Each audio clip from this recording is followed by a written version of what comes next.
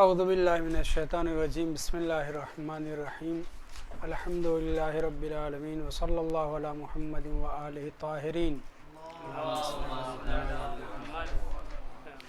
ولعنۃ اللہ علی اعدائہم اجمعین من یومنا ھذا الی قیام یوم الدین اما بعد قال الامام علی بن الحسین علیہ السلام اللہم صلی علی محمد عبدک ورسولک واہل بیتہ الطاہرین۔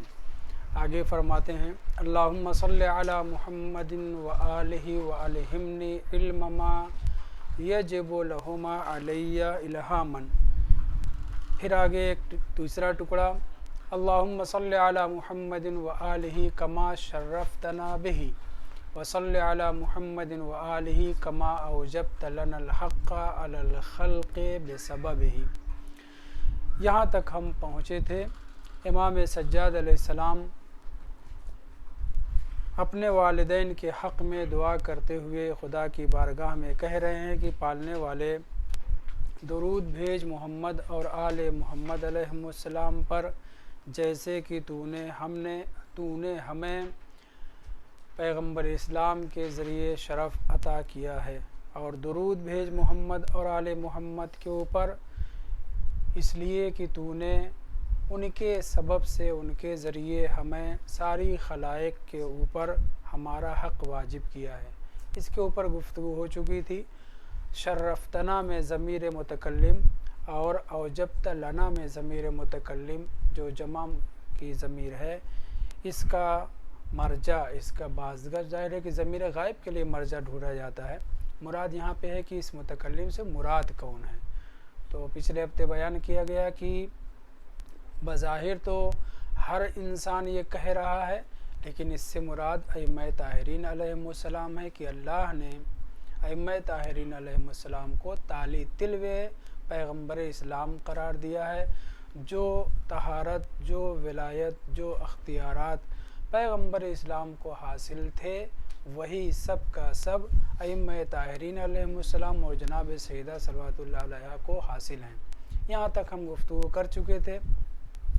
اب آگے کا فقرہ امام اپنے والدین کے سلسلے میں دعا کرتے ہوئے کہہ رہے ہیں اللہم اجعلنی احابہما ہیبۃ السلطان العسوف۔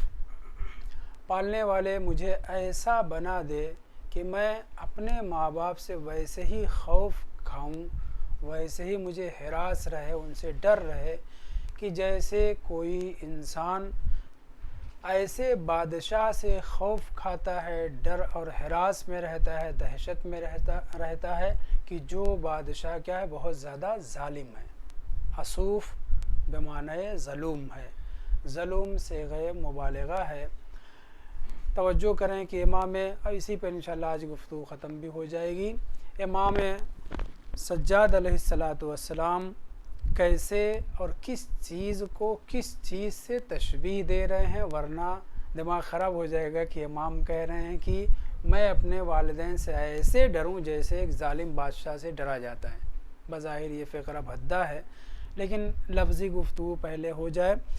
کلمہ احابو ہیبت سے نکلا ہے، احابہما، میں ان دونوں سے ہیبت میں رہوں، ہراس میں رہوں، خوف میں رہوں، ڈرتا رہوں۔ کیسے خوف؟ یحبونہ کحب اللہ، قرآن مجید نے بیان کیا ہے۔ وہ لوگ ان سے ایسی محبت کرتے ہیں جیسے کہ اللہ سے محبت کرتے ہیں، یا اللہ کی محبت جو مومنین سے ویسی۔ خوب یہ تشبیہ ہے، لیکن تشبیہ دینے کے لیے مشبہ بہ اور مشبہ میں کوئی نہ کوئی مماثلت پائی جانا چاہیے، جس کی بنیاد پہ تشبیہ دی جاتی ہے۔ اور ہم آپ جانتے ہیں مثلا زید کالاسد کہنا ہے تو شیر کی جو ہیبت ہے، خوف اور اس کے اندر جو شجاعت اور بہادری پائی جاتی ہے، اگر وہ زید کے اندر نہ پائی جائے تو یہ تشبیہ نہیں دی جا سکتی۔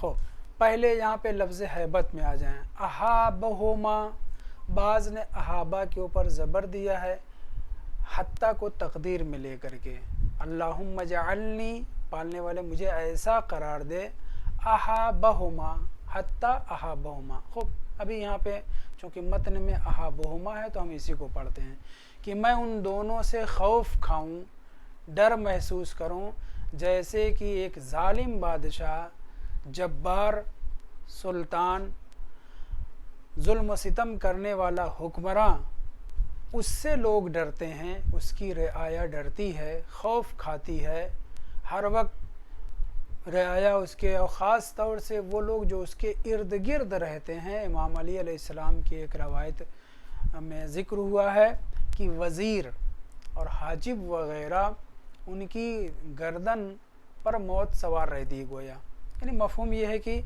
کب بادشاہ کیا کہہ دے، کیا حکم صادر کر دے، درباری لوگ ڈرتے رہتے ہیں۔ یہاں تشبیہ میں حالت تشبیہ پہنچیں گے، امام یہاں جو فرما رہے ہیں وہ یہ ہے کہ میرے ماں باپ ممکن ہے میرے اوپر بہت شفیق ہوں، بہت مہربان ہوں، کبھی کوئی ظلم نہ کرنے والے ہوں کلی طور پر، اور جس کی بات ہو رہی وہ کون؟ امام حسین علیہ السلام، جناب شہر بانو علیہ السلام۔ تو یہاں تو کسی قسم کا شک و شبہ کرنا بھی شیعیت کے خلاف ہے کہ ہم امام حسین علیہ السلام کے سلسلے میں ہلکا پھلکا بھی وضع الشیء فی غیر محلہ کا تصور کریں۔ واضح ہے نا؟ تو امام یہ اس طرح سے کیوں کہہ رہے ہیں؟ دوسری بات یہ اردو میں ہیبت استعمال ہے، مجھے بڑی ہیبت طاری ہوئی، کہتے ہیں نا، یعنی کیا؟ یعنی خوف، ہراس، وحشت، دہشت۔ تشبیہ اگر سے السلطان العسوف کا لفظ استعمال کیا گیا ہے، مگر اس سے غلط فہمی نہ ہو، ایسا نہیں ہے، بلکہ امام اس کلام میں صرف یہ ظاہر کرنا چاہ رہے ہیں کہ ایک بدمزاج حکمراں، ایک بہت زیادہ تلخ مزاج بادشاہ جس سے لوگ خوف کھاتے ہیں، ویسے ہی میں اپنے ماں باپ کی نسبت خوف کھاؤں، بس یہ مطلب ہے۔ تشبیہ کس چیز میں ہے؟ خوف کی مقدار بتانے میں ہے، نہ یہ کہ معاذ اللہ امام سجاد علیہ السلام اپنے ماں باپ کو کسی سلطان جائر سے تشبیہ دے رہے ہیں، معاذ اللہ۔ یعنی ماں باپ چاہے جتنے مہربان اور شفیق کیوں نہ ہوں، ممکن ہے ایک ماں باپ بالکل دوست ہو گئے ہوں، ہوتے ہیں ایسے اپنے بیٹوں سے، بعض باپ جو ہے بالکل دوست کی طرح سے برخورد کرتے ہیں، معاملہ کرتے ہیں، مائیں اپنی بیٹیوں سے بالکل بہن کی طرح سے تعلق رکھتے ہیں، بہت اچھا ہے، لیکن ان کی شفقت اور ان کی مہربانی سے ہم ناجائز فائدہ نہ اٹھائیں۔ اگرچہ ماں باپ بہت زیادہ شفیق و مہربان کیوں نہ ہوں، اولاد کو چاہیے کہ ان سے سلطان جائر کی طرح سے، سرکش حکمراں کی طرح سے خوف کھائیں اور ان کے تابع فرمان رہیں۔ یقیناً ماں باپ بچوں پہ ظلم نہیں کرتے، خاص طور سے سنجیدہ ماں باپ، سمجھدار ماں باپ کسی عنوان سے بھی اپنی اولاد کے اوپر ظلم کرنا پسند ہی نہیں کرتے، کرنا تو دور کی بات ہے۔ یہ اور بات ہے کہ اولاد کبھی کبھی سبب بنتی ہے کہ وہ ماں باپ ہاتھ اٹھا دیں، لیکن حقیقت یہ ہے کہ جو سنجیدہ ماں باپ، صحیح ماں باپ ہیں، وہ کبھی بھی اپنی اولاد کے اوپر اصلاً ان کے حق میں کسی قسم کے ظلم و ستم کو پسند ہی نہیں کرتے۔ اس کے باوجود تب بھی اولاد کو ان سے ظالم بادشاہ کے خوف کے مانند ہراس رکھنا چاہیے، اس لیے کہ سلطان جائر تو انسان کی دنیا تباہ کر توجہ، سلطان جائر سے رعایا کو ڈرنا چاہیے۔ سلطان جائر کر کیا سکتا ہے؟ لمحے بھر میں ایک ہنستے کھیلتے آدمی کی زندگی کا خاتمہ کر سکتا ہے، حیات اس کی گئی، ایک حکم صادر کیا، اس کو پھانسی دے دو، اس کا گلا کاٹ دو، کیا تباہ ہوا؟ انسان کی زندگی دنیاوی تباہ ہوئی۔ لیکن اگر ماں باپ ناراض ہو گئے، توجہ ہے، لیکن اگر ماں باپ کی ناراضگی سے انسان اس دنیا سے چلا جائے اور ماں باپ ناراض رہیں، عاق رہے، تو نہ صرف یہ کہ اس کی زندگی یہ دنیاوی پریشانیوں میں مبتلا ہو سکتی ہے، ابدی زندگی ہمیشہ کے لیے خراب ہو سکتی ہے۔ تو یہاں جو امام تشبیہ دے رہے ہیں، اس تشبیہ کا صرف اتنا مطلب ہے کہ ہم اپنے ماں باپ سے ویسے ہی خوف کھائیں کہ جیسے ایک سلطان جائر سے رعایا ڈرتی ہے، وہاں وہ زیادہ سے زیادہ کیا کرے گا؟ قتل کروا دے گا، زندگی یہ دنیاوی ختم کر دے گا۔ لیکن اگر ماں باپ ناراض ہو گئے، ماں باپ اس دنیا سے بد دعا دے کر کے چلے گئے، ماں باپ کے حق میں اگر ہم نے تلخی کی تو ہماری دنیا ممکن ہے خراب نہ ہو، لیکن آخرت ضرور خراب ہو جائے گی۔ وہ ابدی زندگی ہے، یہ 50 60 100 سال 150 سال کی زندگی ہے۔ ابدی زندگی خراب ہو جائے گی۔ تشبیہ میں نے لکھا ہے جیسے حجاج، صدام، فرعون، شداد، اور اس تشبیہ میں مقصد صرف ہیبت اور دہشت کی مقدار بیان کرنی ہے الی آخر۔ یہ بھی ذہن میں رہے کہ خداوند متعال اگر بیٹے حق پر ہوں، باپ سے ٹکرا جائیں، بیٹیاں حق پر ہوں، ماں سے ٹکرا جائیں، بیٹے بیٹیاں ماں باپ نے کوئی زیادتی کی ہے ٹکرا جائیں، لیکن اس کے باوجود خداوند متعال جو پارٹ لیتا ہے وہ والدین کا، فیور جو کرتا ہے وہ والدین کا۔ کیوں؟ اس کی وجہ بہت سی ہو سکتی ہے، میں فی الحال آپ کے سامنے جو ذکر کرنا چاہ رہا ہوں وہ یہ ہے کہ ماں باپ کو اگر رلایا تو سمجھ لو خالق کو رلایا، ماں باپ کو دکھ دیا تو سمجھ لو خدا کو دکھ دیا۔ یہ تو خدا ہمارے ماں باپ سے بھی زیادہ توجہ، ماں باپ سے بھی کہیں زیادہ خداوند متعال شفیق ہے کہ ماں باپ تو بد دعا دے دیتے ہیں، برا کہہ دیتے ہیں، بعد میں پچھتاتے ہیں، اور بات ہے خداوند متعال ماں باپ سے زیادہ شفیق ہونے کے ناطے اولاد کے اوپر عذاب نہیں کرتا، ورنہ لمحے بھر میں جیسے بادشاہ سے ڈرنے کی مثال دی گئی، یہاں گفتگو کس چیز کی ہے؟ ماں باپ شفیق ہیں اولاد کے اوپر، بہت جب پریشان ہو جاتے ہیں تبھی جو ہے وہ کچھ بول جاتے ہیں، بد دعا کر جاتے ہیں، بعد میں پشیمان ہوتے ہیں، لیکن خداوند متعال کہیں زیادہ شفیق ہے، رؤوف ہے، ائمہ طاہرین بھی بہت رؤوف ہیں۔ تو وجہ یہ ہے کہ انسان اگر ماں باپ کو رلا دے، ماں باپ کو قتل کر دے مثلا، یا کسی اس طرح کے جرائم کر بیٹھے، پھر بھی خداوند متعال جو اس کے اوپر عذاب نہیں کرتا، اس عذاب نہ کرنے کی وجہ اس کی بے پناہ رحمت، عنایت اور شفقت ہے۔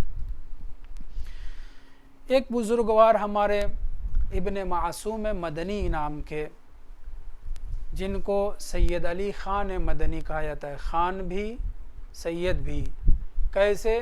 اس لیے کہ ان کو خان کا ہندوستان میں لقب ملا تھا، ان کے باپ پہلے وہاں پہنچے، یہاں ایران سے، معصوم نام تھا ان کے باپ کا، اور ان کا نام علی تھا، سید علی خان مدنی۔ انہوں نے صحیفہ سجادیہ کی زبردست شرح کی ہے جس کا نام ریاض السالکین رکھا ہے، اور بھی تذکرہ آپ کے سامنے پہلے ہو چکا ہے۔ ابن معصوم کے نام سے مشہور تھے، سید علی خان کے نام سے مشہور تھے، مدنی تھے، مدینہ میں ان کی کافی زندگی گزری اور ہندوستانی بھی تھے۔ اس بزرگوار نے اس دعا کی یعنی پوری کتاب کی شرح کی ہے، پورے صحیفہ سجادیہ کی شرح کی ہے، اور ہمارے اکثر علماء نے جو بعد میں آئے ہیں جنہوں نے صحیفہ سجادیہ کی شرح کی ہے، سب کے سب اس کتاب کے عیال ہیں، اولاد ہیں، سمجھ لیجیے، سب نے اس شرح سے فائدہ اٹھایا ہے اور اس کی بڑی تعریف کی ہے، اور میں پہلے آپ کے سامنے ذکر کر چکا ہوں۔ یہاں پر ماں باپ کی تعظیم اور اس دعا کے ذیل میں بیان فرماتے ہیں کہ اگر دیکھا جائے تو ماں باپ کی تعظیم اور ان کے احترام کا مسئلہ وہ مسئلہ ہے جو ہر شریعت میں رہا ہے، بلا استثناء ہر شریعت نے ماں باپ کی تعظیم اور ان کے احترام کا حکم دیا ہے۔ پھر آگے بڑھتے ہیں، شریعت کو چھوڑیں، ہر صاحب عقل و شعور و خرد اس بات کو تسلیم کرتا ہے، اس کے مرکوز ذہنی ہے کہ ماں باپ جو ہمارے اصل وجود کا سبب ہیں وہ لائق احترام ہیں، وہ ان کا احترام، ان کی تعظیم ہونا چاہیے۔ پھر آگے بڑھتے ہیں، صرف عقل اور شریعت کی بات نہیں ہے بلکہ انسان کے وجود میں یہ چیز پائی جاتی ہے کہ اپنے ماں باپ کا احترام کرے۔ آگے وہ فرماتے ہیں کہ قرآن مجید جو اللہ کی عظیم اور سب سے اہم کتاب ہے، آخری کتاب ہے، اور کتب میں اور صحیفوں میں بھی ماں باپ کی تعظیم کے حکم تھے، لیکن ماں باپ کی عظمت کے بیان کے لیے اتنا کافی ہے۔ جملے پہ غور کریے، ان کا مفہوم میں اپنے الفاظ میں بیان کر رہا ہوں کہ ماں باپ کی عظمت اور تعظیم اور احترام کے لیے بس اتنا کہہ دینا کافی ہے کہ خداوند متعال نے اپنی عظیم کتاب قرآن مجید میں جا بجا ان کے احترام کا حکم دیا ہے، اپنی عبادت سے، اپنی توحید سے ملا دیا ہے، وابستہ کر دیا ہے۔ اپنے شکر اور ماں باپ کے شکر سے میں برابری کر دی ہے۔ توجہ رہے، ان کا یہ کہنا کہ قرآن میں تعظیم کے لیے یعنی ماں باپ کی تعظیم کے لیے یہی کہہ دینا کافی ہے کہ قرآن میں جا بجا آیت ہے۔ ہم تو ایسے کسی بھی کتاب کی کفایت کے قائل نہیں، حتیٰ قرآن کی بھی کفایت کے قائل نہیں ہے۔ وہ ایک بدبخت تھا جس نے قرآن کافی کہہ دیا تھا، اور ہمیشہ اس کو ہی ناکافی ہوا۔ قرآن ہمیشہ اس کو ہی ناکافی رہا، بار بار لولا علیٌ کہتا رہا۔ بہرحال یہ علامہ ابن معصوم اس بات کو کہنے کے بعد کہتے ہیں کہ اگر ہم ماں باپ کے حوالے سے، میں اپنے الفاظ میں ادا کر رہا ہوں، اپنے ماں باپ کے حوالے سے کم ترین احترام کرنا چاہیں، کم ترین احترام، ابتدائی احترام، تو وہ کیا ہو سکتا ہے؟ ماں باپ کا سب سے بڑا احترام، سب سے زیادہ احترام کیا ہے، اس تک بھی پہنچیں گے۔ ابھی مفہوم میں آپ کے سامنے پیش کرنا چاہ رہا ہوں۔ فرماتے ہیں وَمِن تَعْظِیمِہِمَا وَالْإِحْسَانِ إِلَیْہِمَا، ماں باپ کی تعظیم اور ان کے ساتھ نیک سلوک۔ احسان سے مراد وہ احسان نہیں جو ہم اردو میں سمجھتے ہیں، وَالْإِحْسَانِ إِلَیْہِمَا یعنی ان کے ساتھ بہترین سلوک، یعنی کم ترین ابتدائی ترین احترام تعظیم ان کی کیا ہو سکتی ہے؟ فرماتے ہیں اَن يُحِبَّهُمَا مِن سَمِیمِ الْقَلْبِ، کہ انسان اپنے ماں باپ سے دل کی گہرائیوں سے محبت کرے۔ من سمیم القلب یعنی دل کی گہرائیوں سے، صدق دل سے، خلوص نیت کے ساتھ اپنے ماں باپ سے کیا کرے؟ محبت کرے۔ یہ جناب علامہ ابن معصوم مدنی، سارے وہ جتنی عبارت میں نے آپ کے سامنے اردو میں بیان کی وہ سب عربی سے ترجمہ ہے۔ اس کے بعد یہ جملہ ان کا وَمِن تَعْظِیمِہِمَا وَالْإِحْسَانِ إِلَیْہِمَا أَن يُحِبَّهُمَا مِن سَمِیمِ الْقَلْبِ، آگے بھی عبارت ہے، ان کے اوپر اپنے مال کو خرچ کرے، مال بھی کون سا؟ کرائم اموال، اچھا پاکیزہ مال۔ ماں باپ نہیں پوچھنے جائیں گے بیٹا جو حلال کے کما کے لائے ہو یا حرام کا کما کے لائے ہو، ان کو ضرورت ہے تو وہ جو ہے مطالبہ کر لیں گے، نہیں ضرورت ہے تو دو گے نہیں دو گے اپنے ثواب کا کام ہے۔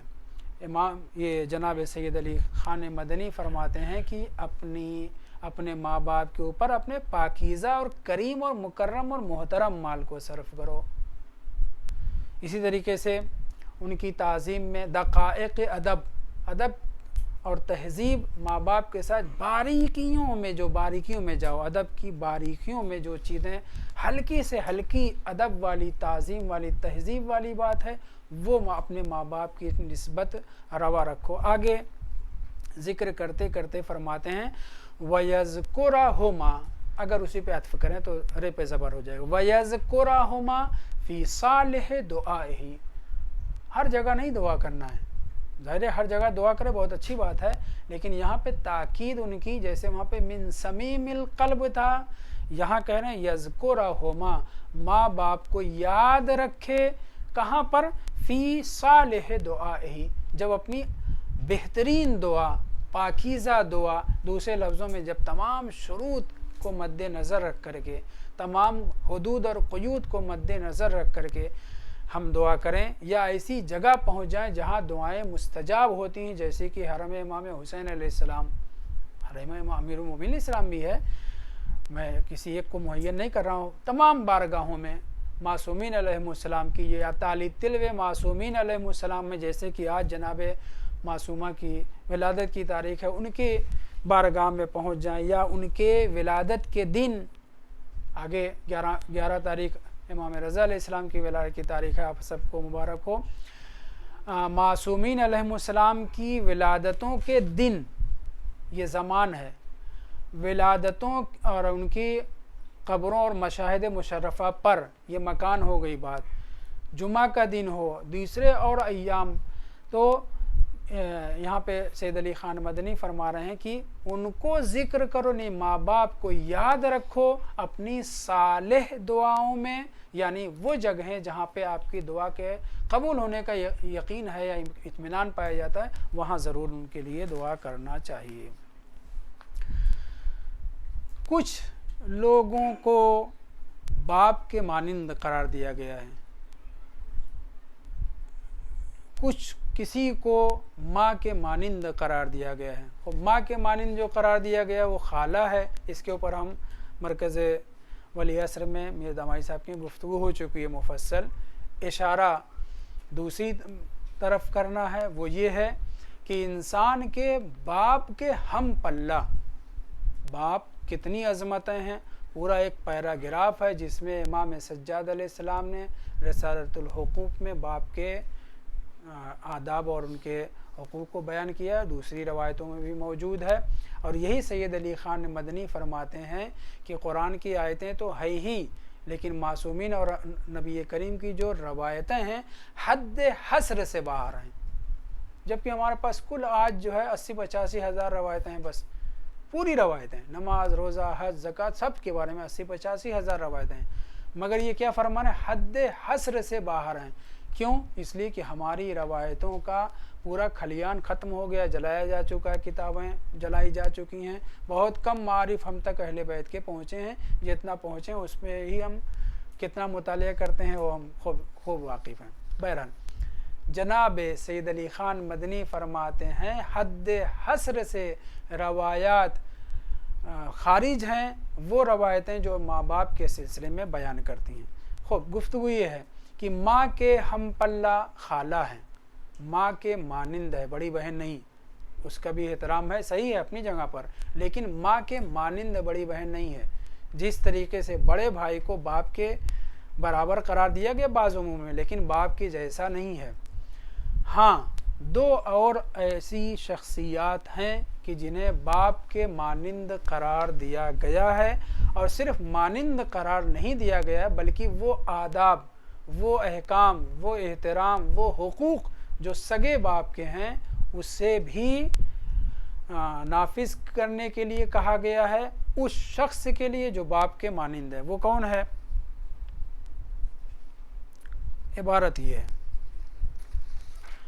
मुअल्लिमुल खैर वद्दीन यकूम मकामल अब।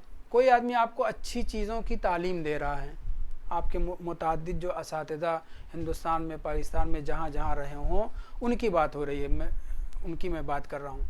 मुअल्लिमुल खैर वद्दीन, दो कलिमा, अच्छाई की, भलाई की तालीम देने वाला। अब वो भलाई सिर्फ ज़रूरी नहीं कि दीन की बातें हौज़े की किताबें पढ़ा रहा, नहीं, कुल्लन भलाई की तालीम देने वाला। वद्दीन, और शरीयत के अहकाम और दीन की बातें, शरीयत की बातें आपको सिखाने वाला। यकूम मकामल अब, हमारी एक किताब फ़िक़्हुर रज़ा के नाम से है, जो थोड़ा सा मशकूक किताब कही जाती है, लेकिन हमारे अक्सर बुज़ुर्गान का मानना 7 कौल हैं। उनमें से एक कौल ये है कि ये अली इब्न बाबवह क़ुम्मी शेख सदूक के बाप की किताब है, किताब अत-तकलीफ़। इसमें 2-3 चीज़ें जो है मसलन हमारे अक़ायद के से मेल नहीं खाती, वो अपनी जगह पे हर किताब में लेकिन है। हर किताब क्या है, कुरान के अलावा उसमें ज़ईफ़ चीज़ें पाई जाती हैं। अत-तकलीफ़ ये किताब जो फ़िक़्हुर रज़ा के नाम से मशहूर है, उसमें ये इबारत ज़िक्र हुई है। फरमाते हैं मुअल्लिमुल खैर वद्दीन यकूम मकाम रब मकामल अब, बाप के कायम मकाम है कौन? उस्ताद।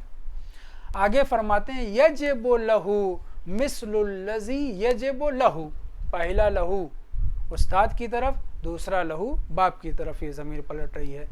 बाप के लिए जो अहकाम, जो एहतराम, जो हुकूक मुकर्रर किए गए हैं, वो सारे के सारे अहकाम और एहतराम क्या हैं? मुअल्लिम खैर यानी उस्ताद के लिए। फ़ारिफ़ू हक़्क़हू, अगर अदा नहीं कर सकते कि यकीनन कोई ना अपने बाप का हक़ अदा कर सकता है ना उस्ताद का हक़ अदा कर सकता है, तो कम अज़ कम फ़ारिफ़ू हक़्क़हू, उसके हक़ को पहचानो तो सही। एहतराम नहीं कर सकते, अला एहतराम तो यकीनन करना चाहिए। वो हुकूक जो अल्लाह ने मुकर्रर किए हैं, हम आप अगर अदा नहीं कर सकते, कम से कम हुकूक का जानना ज़रूरी है कि कहीं उससे जो है गाफिल ना हो। दूसरा शख्स, इसके ऊपर इतनी ही गुफ्तगू काफ़ी है। दूसरा शख्स कि जो इंसान के बाप के मानिंद हक़ रखता है, बाप के मानिंद उसका एहतराम है, वो है अबुन ज़व्वजा का। अबुन ज़व्वजा का, जिसने अपना पारे जिगर आपके हवाले कर दिया है। جس نے اپنی بیٹی تمہارے حوالے کر دیا ہے اس کا احسان ہے. وہ کیسا احسان؟ باپ کے مانند. روایت کمزور ہے بھلے ہی، لیکن اخلاقی روایات میں، واقعاتی روایات میں، فضائل کی روایات میں، ان سب میں دقت نہیں کی جاتی. بس اطمینان ہو جائے کہ ہاں یہ روایت صادر ہوئی ہوگی تو یہی کافی ہے. یہاں پہ روایت میں کہا جا رہا اب ان زوجکا، وہ بھی تمہارا باپ ہے. اب کا لفظ استعمال ہوا ہے. وہ بھی تمہارا باپ ہے جس نے تمہیں اپنی بیٹی دی ہے.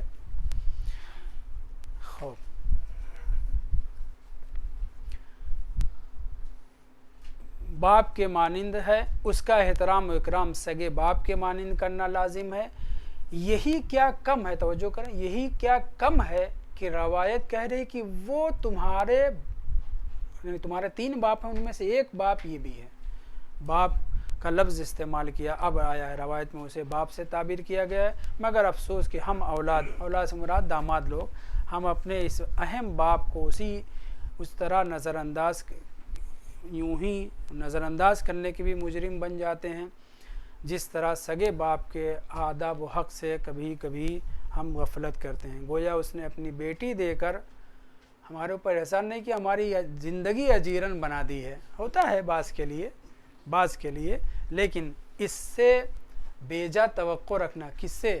باپ سے، جو باپ کے مانند ہے. باپ ہی کہا گیا جسے باپ کہا گیا ہے، اس سے بیجا توقع رکھتے ہیں. حالانکہ شریعت نے اسے سبع باپ کا درجہ دے کر وہ سارے حقوق اولاد پر اور داماد پر نافذ کر دیے جو سگے باپ کے حق میں ہیں. امام رضا علیہ السلام فرماتے ہیں، روایت کا فقرہ میں ترجمہ لکھ کر لیں، آواز بھی باپ کے آگے بلند نہیں ہونی چاہیے. یہ باپ بھی ویسے ہی ہے کہ تمہاری آواز بھی اس کے آگے بلند نہیں ہونی چاہیے. آخری بات، اور آپ کی زحمت آج تھوڑا جلدی کیونکہ مجلس میں ایک عدد جانا ہے، وہ یہ ہے کہ ہم آپ بعض اعمال بھرپور طریقے سے جب نشاط ہوتا ہے، چستی ہوتی ہے، تو اس کے جزئیات کو بھی مد نظر رکھ کر کے اعمال انجام دیتے ہیں. مثلا وضو کرنا ہے، اس کے تمام اطراف و جوانب کو دیکھ کر کے وضو کرتے ہیں. نماز پڑھنا ہے، خلوص ہے، چستی ہے، اور مثلا نماز شب پڑھ رہے ہیں، یا تو کہیں ہم بعض اعمال کو مکمل اس کی جزئیات، اس کے حدود و شروط کو مد نظر رکھ کر کے انجام دیتے ہیں. آدمی پیسہ خرچ کر کے اللہ نے توفیق دی پہلی مرتبہ حج کرنے کے لیے جا رہا ہے تو تمام پوچھتا رہتا ہے مسئلے مسائل کہ کوئی غلطی نہ ہو، کوئی حج میں خرابی نہ ہو، کفارہ، چاہے کفارے کے ڈر سے، چاہے یہ کہ پہلی مرتبہ اللہ نے توفیق دی پھر کبھی خانہ خدا دیکھنا نصیب ہو یا نہ ہو. یہی صورتحال زیارت امام حسین علیہ السلام اور دیگر معصومین کی زیارت کا ہے کہ کتنے لوگ تڑپتے ہیں اور کسی طریقے سے پہنچ جاتے ہیں تو چاہتے ہیں کہ زیارت میں حرف نہ آئے. صحیح ہے. ہم بہت سے اعمال، ہم سے مراد غیر معصوم کی بات ہو رہی ہے، بہت سے اعمال ان کے حدود اور قیود کے ساتھ کافی حد تک سنوار لے جا سکتے ہیں. معصومین واجبات کو مکمل حدود اور قیود کے ساتھ انجام دیتے ہیں، مستحبات کو بھی اسی طریقے سے. ان کی بات نہیں ہو رہی ہے، غیر معصومین کی بات ہو رہی ہے کہ وہ کبھی کبھی نماز 2 رکعت 4 رکعت خلوص سے ہو جاتی ہے، کبھی کبھی ہمارے مثلا روزے میں کوئی لیکن نہیں، زبان کا بھی روزہ، آنکھ کا بھی روزہ، کان کا بھی روزہ، ہاتھ پیر کا بھی روزہ ہوا ہوتا ہے کہ نہیں. لیکن کچھ اعمال ایسے ہیں، یا یوں کہا جائے کہ کچھ حق ایسے ہیں معصومین کو چھوڑ کر کے اس کی چوٹی کے اوپر کوئی نہیں پہنچ سکتا. عبارت میں نے اس طرح سے لکھی ہے، انسان اپنے تمام اعمال و عبادات میں اگر بھرپور شروط اور قیود کو مد نظر رکھ کر انجام دے تو ہو سکتا ہے عمل کی چوٹی پہ پہنچ جائے، عبادت کی انتہا تک پہنچ جائے. نماز ہے، عبادت ہے، اسی طریقے سے.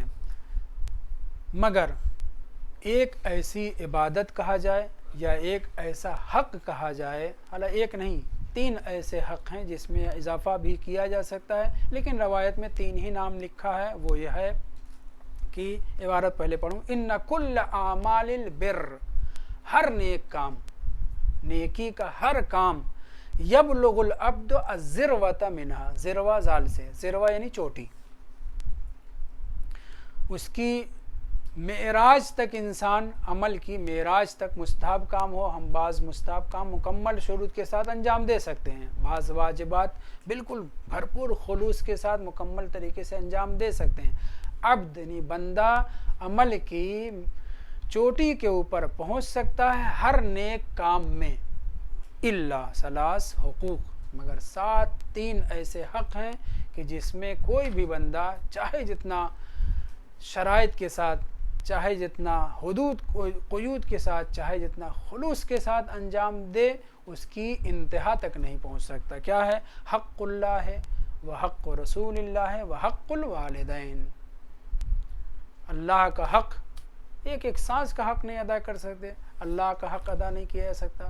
رسول خدا شریعت اور دین لے کر کے آئے، انہوں نے ہم کو راہ راست پر اور اسلام مسلمان بنایا، ان کے ایک اجر رسالت کو ادا نہیں کر سکتے، چہ جائے کہ ان کی ساری باتوں کو، ویسے ہی جیسے کہ خدا کا حق کوئی ادا مکمل طریقے سے نہیں کر سکتا، رسول خدا کو، اور ائمہ طاہرین بڑھا دیں، ائمہ طاہرین رسول خدا کے ساتھ ائمہ طاہرین بھی آ گئے، ان کا کوئی حق ادا نہیں کر سکتا، ویسے ہی ہمارے والدین ہیں کہ ان کے سلسلے میں جتنا ہم کوشش کریں ان کے حقوق کو ادا نہیں کر سکتے۔ والحمدللہ رب العالمین۔